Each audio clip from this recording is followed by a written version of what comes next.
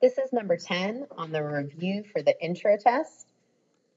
I have a 800 Newton package is dropped from a plane that has a parachute attached to it, so it'll slow it down. If the force applied from the parachute is 600 Newtons, and that's going to be up, what is the acceleration of the package?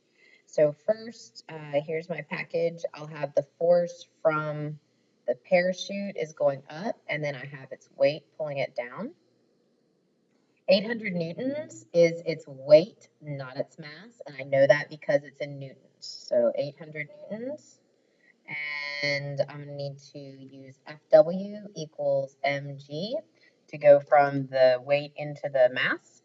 So if I write that out here, I've got FW equals m times g, 800 equals m times 9.8, which is g here on Earth. Divide 800 by 9.8, and I have a mass of 81.6 kilograms.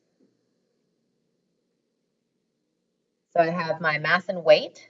Since this is a vertical problem, I'm going to need the weight, and since it is accelerating, I'm going to need the mass. So I've got that taken care of. Over here, I've got my weight is the 800 down, and it tells me that the force in the parachute is 600. So I have my free body diagram labeled and with all the numbers that I can put into it. And then lastly, I need to do the sum of the forces equals m times a. And in this case, I just have 2. I have the force of the parachute is up, so it's positive, minus the force of the weight because it's down equals m times a. And then I'm just going to plug in. I've got 600 minus 800 equals to my mass, which I already found over here, times a.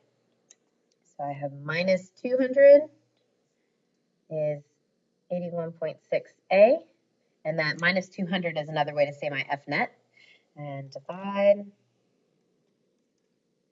and my acceleration is negative 2.45 meters per second squared, or 2.45 meters per second squared downward. If this is correct.